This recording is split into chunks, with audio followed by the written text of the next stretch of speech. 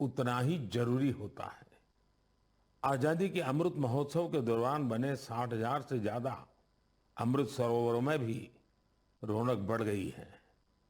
अभी 50,000 से ज्यादा अमृत सरोवरों को बनाने का काम चल भी रहा है।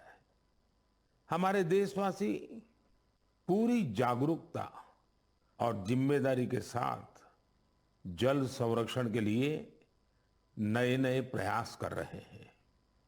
आपको याद होगा, कुछ समय पहले मैं एमपी के शहडोल गया था। वहां मेरी मुलाकात पकरिया गांव के आदिवासी भाई बहनों से हुई थी। वहीं पर मेरी उनसे प्रकृति और पानी को बचाने के लिए भी चर्चा हुई थी। चला है कि पकरिया गांव के आदिवासी भाई बहनों ने इसे लेकर काम भी शुरू कर दिया है। यहां प्रशासन की मदद से लोगों ने करीब 100 कुओं को वाटर रिचार्ज सिस्टम में बदल दिया है।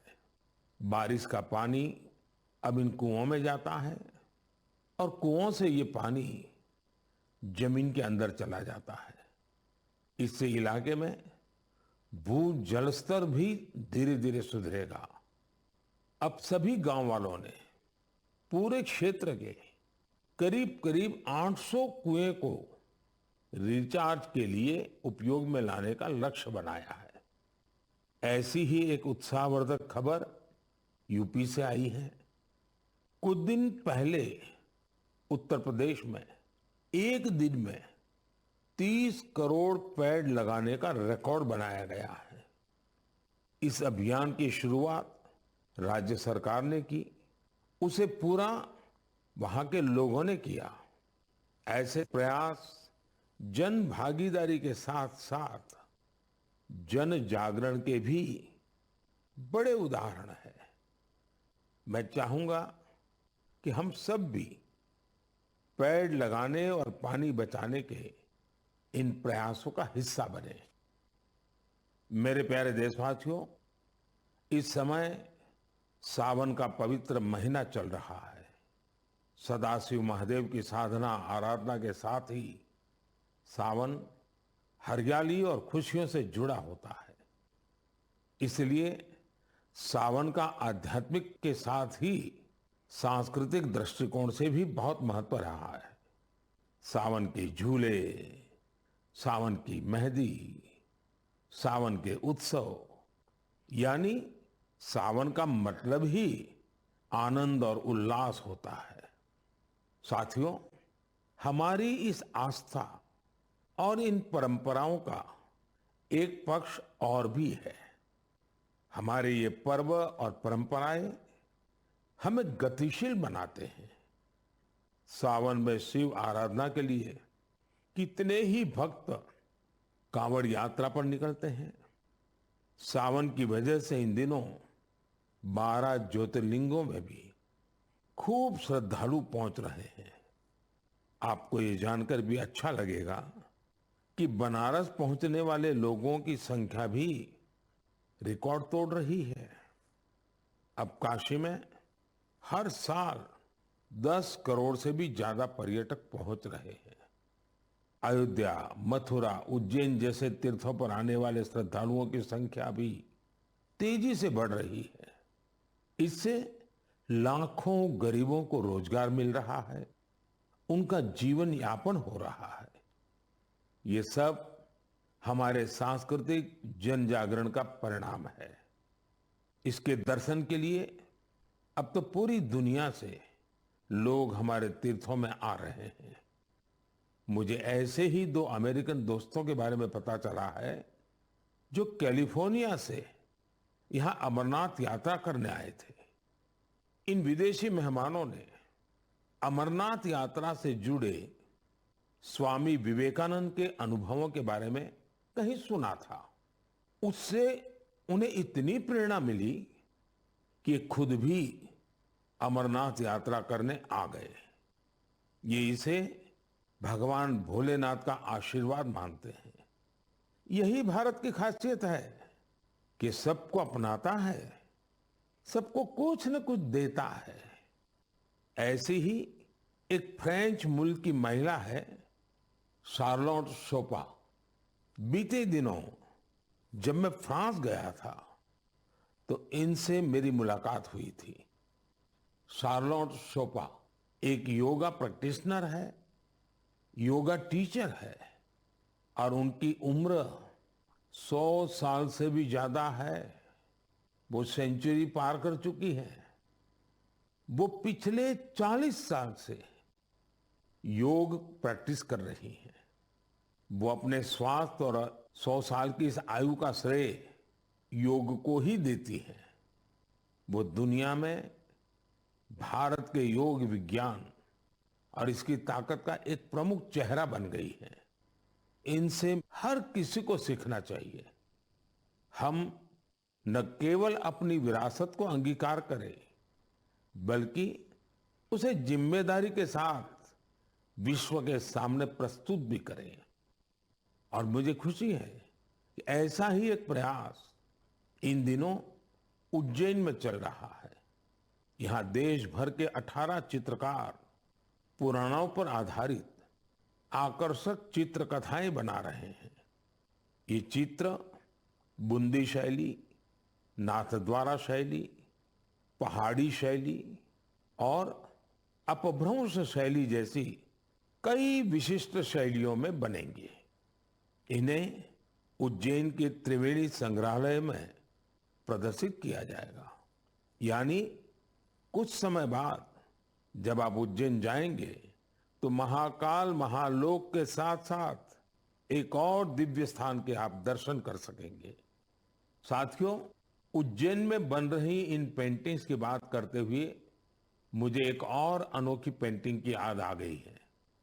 ये पेंटिंग राजकोट के एक आर्टिस्ट प्रभात सिंह मोडभाई बरहाट जी ने बनाई थी।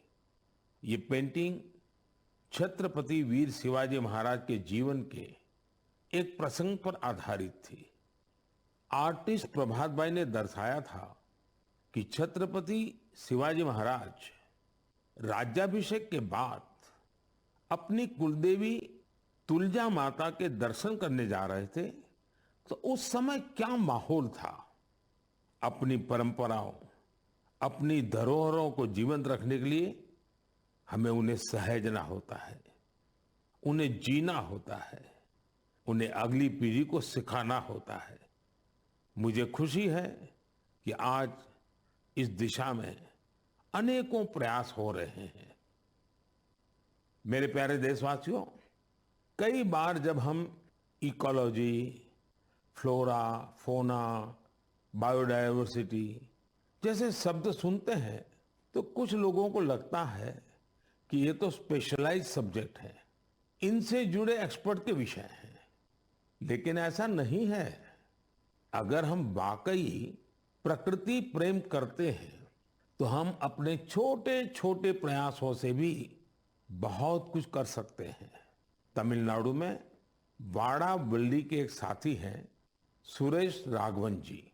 राघवन जी को पेंटिंग का शौक है। आप जानते हैं, पेंटिंग कला और कैनवास से जुड़ा काम है। लेकिन राघवन जी ने तय किया कि वो अपनी पेंटिंग्स के जरिए पेड़ पौधों और जीव जंतुओं की जानकारी को संरक्षित करेंगे। वो अलग अलग फ्लोरा और फोना की पेंटिंग्स बनाकर उनसे जुड़ी जानकारी का डॉक्यूमेंटेशन करते हैं। वो अब तक दर्जनों ऐसी चिड़ियाओं की, पशुओं की, ऑर्चिड्स की पेंटिंग्स बना चुके हैं जो विलुप्त होने की कगार पर है। कला के जरिए प्रकृति की सेवा करने का ये उदाहरण वाकई अद्भुत है। मेरे प्यारे देशवासियों, आज मैं आपको एक और दिलचस्प बात भी बताना चाहता हूं। कुछ दिन पहले सोशल मीडिया पर एक अद्भुत क्रेज दिखा। अमेरिका ने हमें 100 से ज्यादा दुर्लभ और प्राचीन कलाकृतियां वापस लौटाई है। इस खबर के सामने आने के बाद सोशल मीडिया पर इन कलाकृतियों को लेकर खूब चर्चा हुई। युवाओं में अपनी विरासत के प्रति गर्व का भाव दिखा। भारत लौटी ये कलाकृतियां 2500 साल से लेकर 250 साल तक पुरानी हैं। आपको यह भी जानकर खुशी होगी कि इन दुर्लभ चीजों का नाता देश के अलग अलग क्षेत्रों से हैं। ये टेराकोटा, स्टोन, मेटल और लकड़ी के इस्तेमाल से बनाई गई है। इनमें से कुछ तो ऐसी हैं जो आपको आश्चर्य से भर देंगी। आप इन्हें देखेंगे तो देखते ही रह जाएंगे। इनमें 11वीं शताब्दी का एक खूबसूरत सैंडस्टोन स्कल्पचर भी आपको देखने को मिलेगा। ये नृत्य करती हुई एक अप्सरा की कलाकृति है जिसका नाता मध्य प्रदेश से है। चोल युग की कई मूर्तियां भी इनमें शामिल है। देवी और भगवान मुरुगन की प्रतिमाएं तो 12वीं शताब्दी की है और तमिलनाडु की वैभवशाली संस्कृति से जुड़ी है। भगवान गणेश की करीब 1000 वर्ष पुरानी कांसे की प्रतिमा भी भारत को लौटाई गई है। ललितासन में बैठे उमा महेश्वर की एक मूर्ति 11वीं शताब्दी की बताई जाती है जिसमें वे दोनों नंदी पर आसीन है।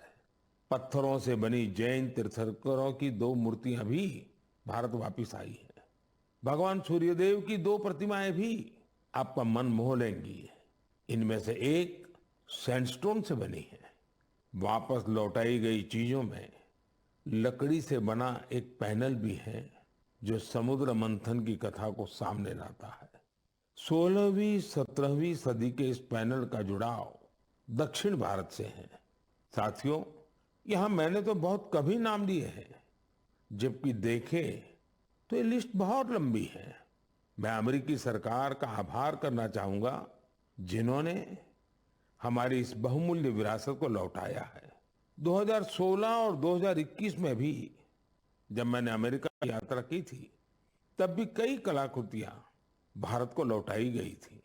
मुझे विश्वास है कि ऐसे प्रयासों से हमारी सांस्कृतिक धरोहरों की चोरी रोकने को, इस बात को लेकर के देश भर में जागरूकता बढ़ेगी। इससे हमारी समृद्ध विरासत से देशवासियों का लगाव भी और गहरा होगा। मेरे प्यारे देशवासियों, देवभूमि उत्तराखंड की कुछ माताओं और बहनों ने जो पत्र मुझे लिखे हैं वो भावुक कर देने वाले हैं। उन्होंने अपने बेटे को, अपने भाई को खूब सारा आशीर्वाद दिया है। उन्होंने लिखा है कि उन्होंने कभी कल्पना भी नहीं की थी कि हमारी सांस्कृतिक धरोहर रहा भोजपत्र उनकी आजीविका का साधन बन सकता है। आप सोच रहे होंगे कि यह पूरा माजरा है क्या? साथियों, तो मुझे ये पत्र लिखे हैं चमोली जिले की नीति माणा घाटी की महिलाओं ने। ये वो महिलाएं हैं जिन्होंने पिछले साल अक्टूबर में मुझे भोजपत्र पर एक अनूठी कलाकृति भेंट की थी। ये उपहार पाकर मैं भी बहुत अभिभूत हो गया। आखिर हमारे यहाँ प्राचीन काल से हमारे शास्त्र और ग्रंथ इन्हीं भोजपत्रों पर सहेजे जाते रहे हैं। महाभारत भी तो इसी भोजपत्र पर लिखा गया था। आज देवभूमि की ये महिलाएं इस भोजपत्र से बेहद ही सुंदर सुंदर कलाकृतियां और स्मृति चिन्ह बना रही हैं। माणा गांव की यात्रा के दौरान मैंने उनके इस यूनिक प्रयास की सराहना की थी। मैंने देवभूमि आने वाले पर्यटकों से अपील की थी को यात्रा के दौरान ज्यादा से ज्यादा लोकल प्रोडक्ट्स खरीदें। इसका वहां बहुत असर हुआ है। आज भोजपत्र के उत्पादों को यहाँ आने वाले तीर्थयात्री काफी पसंद कर रहे हैं और इसे अच्छे दामों पर खरीद भी रहे हैं। भोजपत्र की यह प्राचीन विरासत उत्तराखंड की महिलाओं के जीवन में खुशहाली के नए नए रंग भर रही है।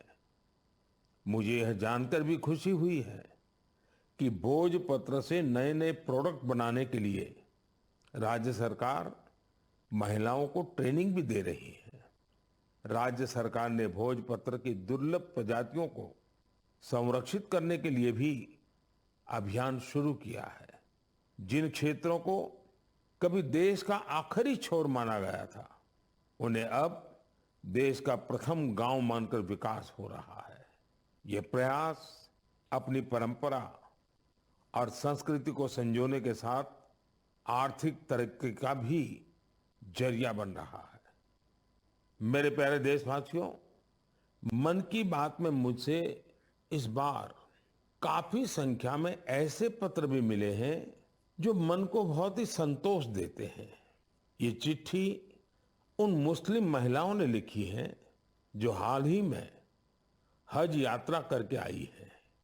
उनकी ये यात्रा कई मायनों में बहुत खास है।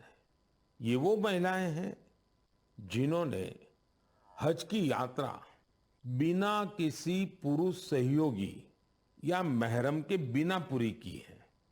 और ये संख्या 150 नहीं बल्कि 4000 से ज्यादा है। यह एक बड़ा बदलाव है।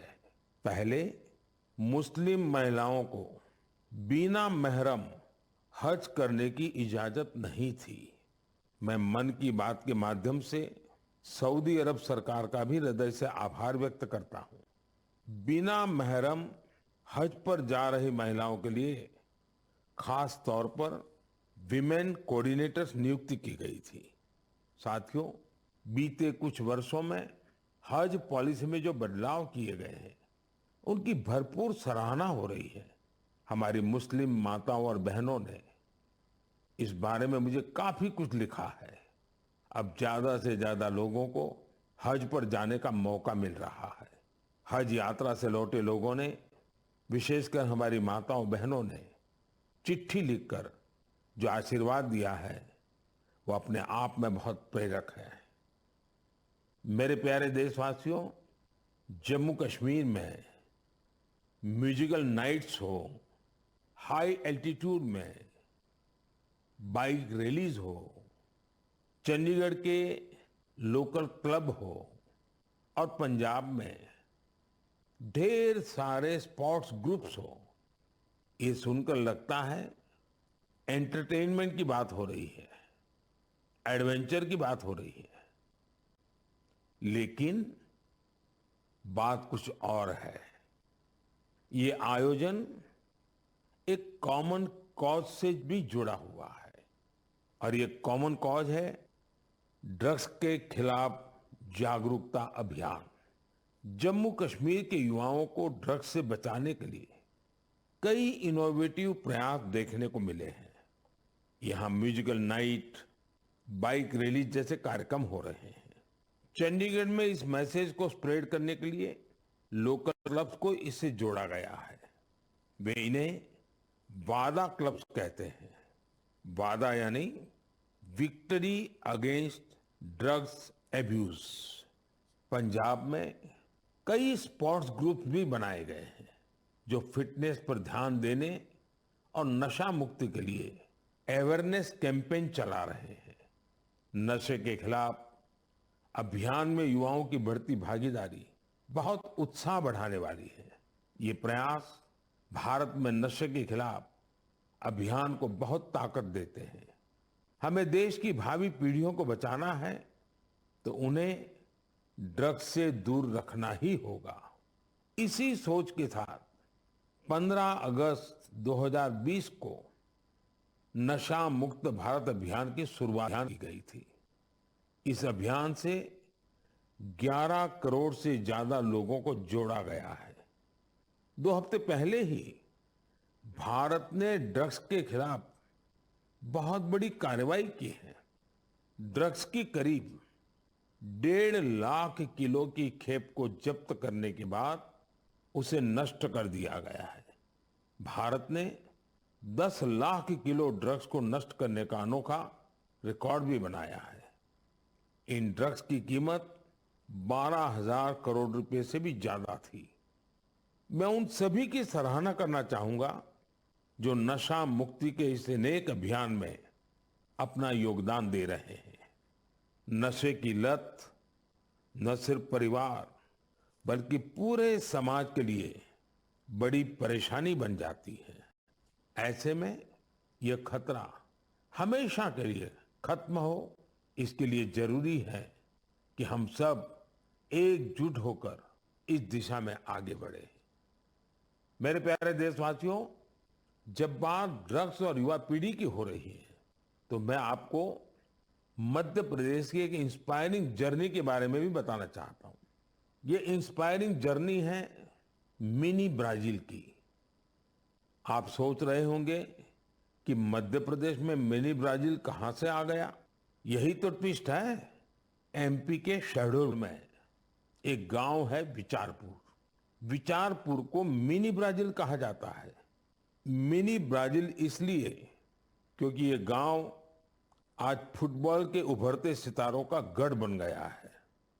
जब कुछ हफ्ते पहले मैं शहडोल गया था तो मेरी मुलाकात वहां ऐसे बहुत सारे फुटबॉल खिलाड़ियों से हुई थी। मुझे लगा कि इस बारे में हमारे देशवासियों को और खासकर युवा साथियों को जरूर जानना चाहिए। साथियों, विचारपुर गांव के मिनी ब्राजील बनने की यात्रा 2-2.5 दशक पहले शुरू हुई थी। उस दौरान विचारपुर गांव अवैध शराब के लिए बदनाम था, नशे की गिरफ्त में था। इस माहौल का सबसे बड़ा नुकसान यहाँ के युवाओं को हो रहा था। एक पूर्व नेशनल प्लेयर और कोच रईस अहमद ने इन युवाओं की प्रतिभा को पहचाना।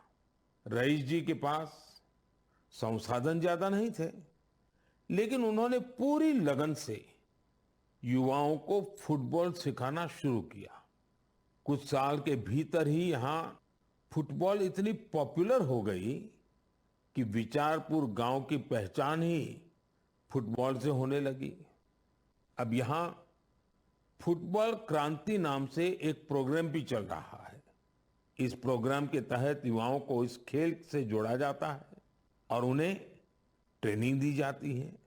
ये प्रोग्राम इतना सफल हुआ है कि विचारपुर से नेशनल और स्टेट लेवल के 40 से ज्यादा खिलाड़ी निकले हैं। ये फुटबॉल क्रांति अब धीरे धीरे पूरे क्षेत्र में फैल रही है। शहडोल और उसके आसपास के काफी बड़े इलाके में 1200 से ज्यादा फुटबॉल क्लब बन चुके हैं। यहाँ से बड़ी संख्या में ऐसे खिलाड़ी निकल रहे हैं जो नेशनल लेवल पर खेल रहे हैं। फुटबॉल के कई बड़े पूर्व खिलाड़ी और कोच आज यहाँ युवाओं को ट्रेनिंग दे रहे हैं। आप सोचिए, एक आदिवासी इलाका जो अवैध शराब के लिए जाना जाता था, नशे के लिए बदनाम था, वो अब देश की फुटबॉल नर्सरी बन गया है। इसलिए तो कहते हैं, जहां चाह वहां राह। हमारे देश में प्रतिभाओं की कमी नहीं है। जरूरत है तो उन्हें तलाशने की और तराशने की। इसके बाद यही युवा देश का नाम रोशन भी करते हैं और देश के विकास को दिशा भी देते हैं। मेरे प्यारे देशवासियों, आजादी के 75 साल पूरे होने के अवसर पर हम सभी पूरे उत्साह से अमृत महोत्सव मना रहे हैं। अमृत महोत्सव के दौरान देश में करीब करीब 2 लाख कार्यक्रमों का आयोजन किया गया है।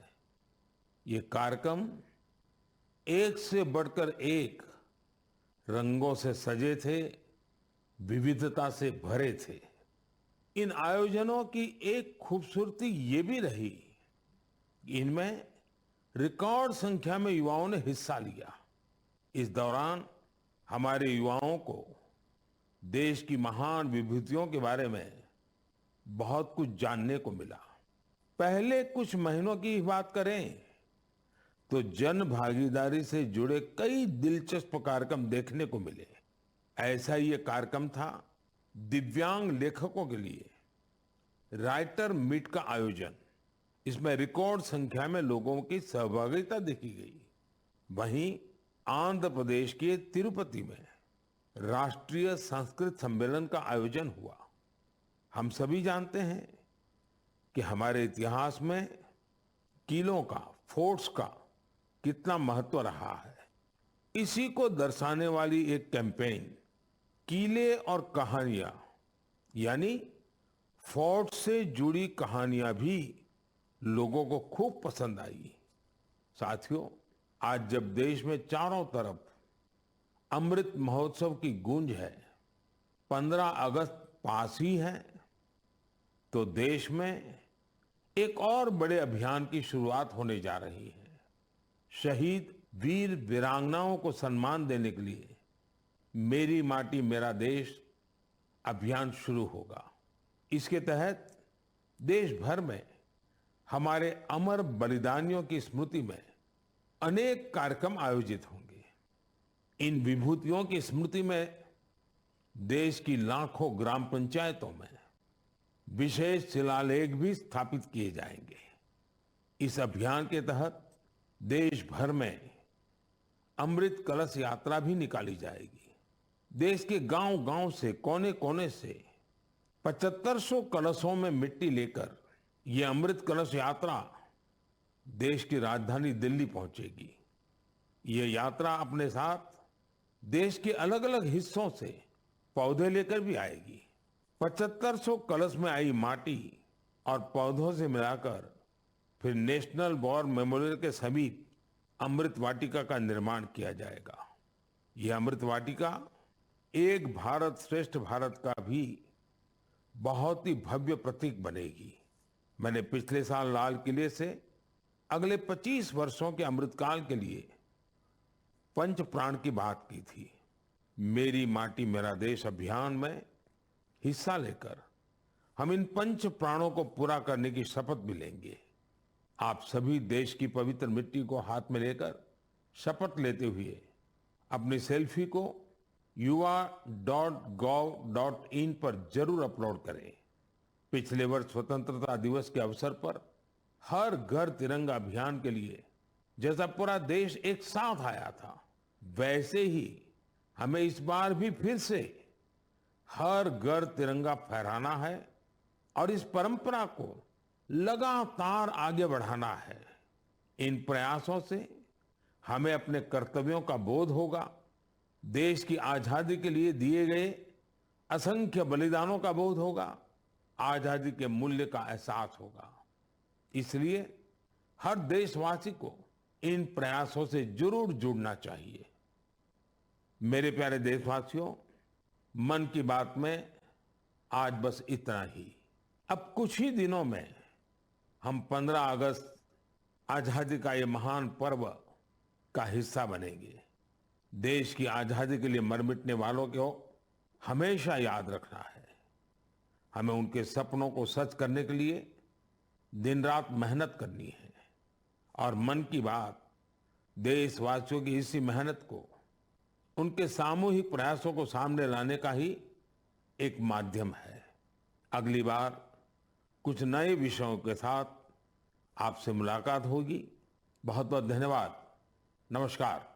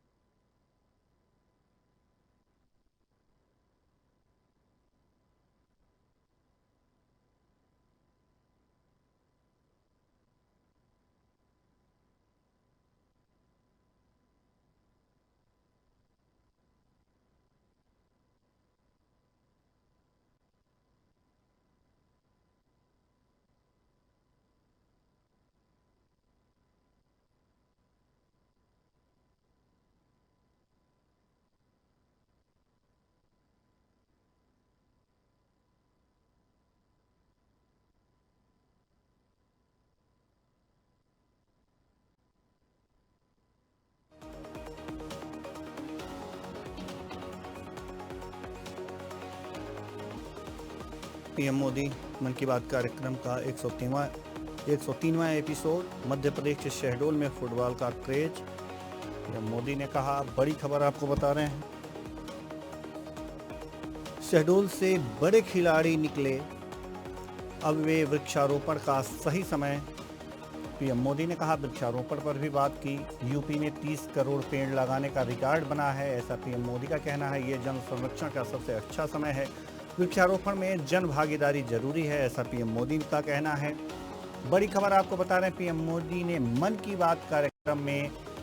बात कार्यक्रम का 103वां एपिसोड में मध्य प्रदेश के शहडोल की बात की। इसमें फुटबॉल का क्रेज के बारे में बताया, साथ ही विचारपुर से 40 से ज़्यादा खिलाड़ी निकले हैं, इसकी भी चर्चा की। शहडोल से बड़े खिलाड़ी निकले हैं, उनका कहना है। साथ ही वृक्षारोपण पर कहा कि यह सही समय है वृक्षारोपण का।